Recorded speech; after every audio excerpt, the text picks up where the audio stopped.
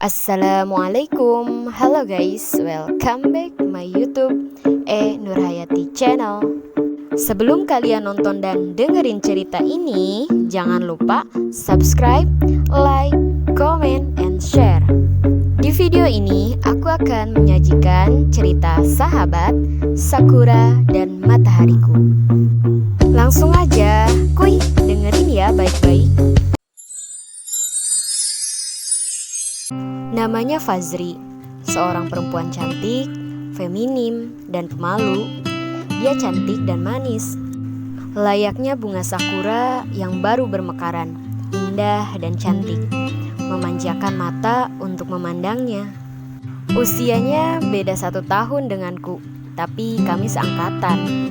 Semua berawal dari sekolah SMA. Dia datang ketika setelah beberapa hari mulai kegiatan belajar. Dia pindahan dari pesantren. Masa itu ada beberapa anak murid baru di kelasku dan salah satunya Fazri. Kami mulai berteman baik sejak Fazri sering ikut istirahat bareng bersamaku dan 2 temanku yang lain. Kami sering mengerjakan tugas bersama, istirahat juga bareng, dan saling bertukar cerita juga. Aku lebih banyak bercerita ke Fazri dibanding 2 temanku. Buat aku, Fazri lebih nyaman untukku bercerita. Begitupun Fazri, dia juga sering bercerita padaku.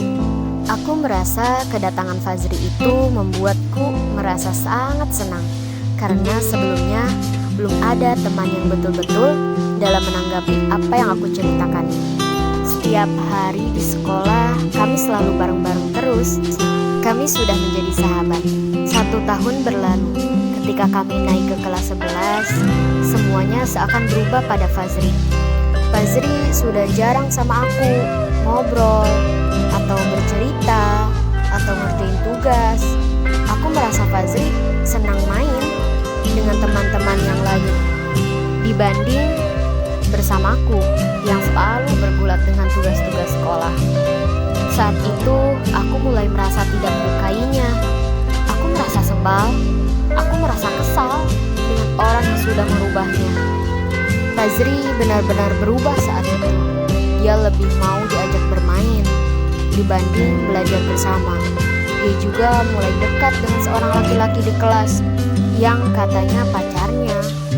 Aku lebih memilih menjauh dan tidak mau mengenalnya lagi. Meskipun Fazri meminta maaf, aku rasa aku sudah tidak mau berteman dengannya lagi. Sejak saat itu, hubungan pertemanan kami renggang.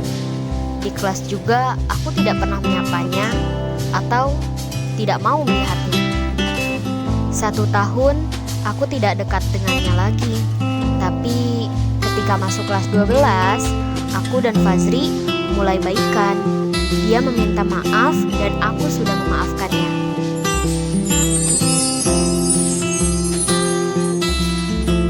Namanya Awal, seorang perempuan yang lucu dan imut. Dia putih dan baik. Dia itu banyak bicara juga. Dia yang lebih banyak bicara di antara aku dan Fazri. Dia itu perempuan pemberani dibanding aku dan Fazri. Orangnya asik, dia mudah bergaul.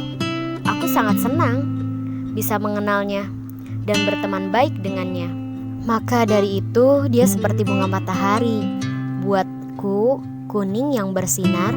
Dia lebih dominan pandai bicara di antara kami. Dia murid baru waktu itu. Kalau bukan karena Fazri yang mengenalkan aku pada awal, mungkin aku tidak akan terlalu mengenalnya.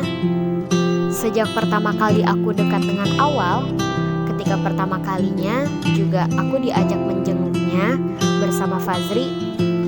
Sejak itu, Awal mulai bercerita pada Fazri. Aku juga mulai ngobrol-ngobrol sama Awal.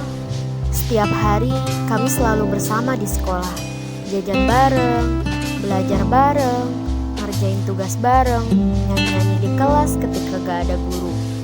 Rasanya aku begitu senang sekali bisa terus bersama mereka. Naik motor aja kami bertiga. Bahkan ketika aku tidak ada uang untuk jajan aja, Awal dan Fazri yang memberiku makanan. Mereka sangat peduli denganku. Aku sangat terharu melihat melihat semua kebaikan yang mereka lakukan padaku. Di luar jam sekolah, mereka juga sering mentraktirku makan. Kadang aku malu, aku sedih, tapi mereka menguatkanku. Semenjak kami lulus SMA, kami sangat jarang untuk bertemu. Mungkin Fazri dan Awal yang masih sering bertemu. Kata mereka, aku berubah semenjak aku diterima kerja. Mereka kecewa waktu itu sama aku, karena aku selalu menolak untuk bertemu. Ya, aku tahu, aku salah. Maafkan aku ya Awal dan Fazri. Dan mereka memaafkanku. Aku senang bisa mereka maafkan. Kami kembali bertemu. Kami kembali bermain dan jalan-jalan bertiga. Bahkan pada saat aku menikah saja, meskipun Awal sakit, dia memaksakan untuk datang ke pernikahanku. Aku sangat bahagia dan senang.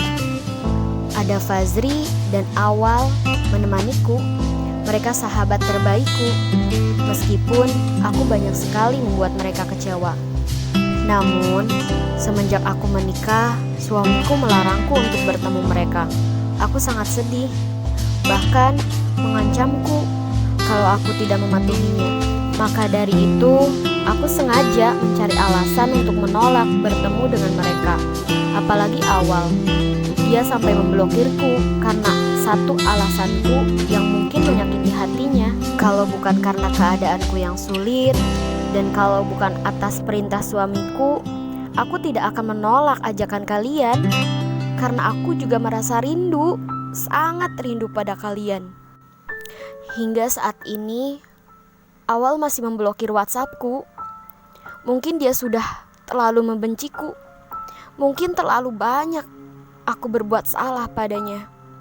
Dan sudah tidak layak aku dikatakan sahabatnya lagi.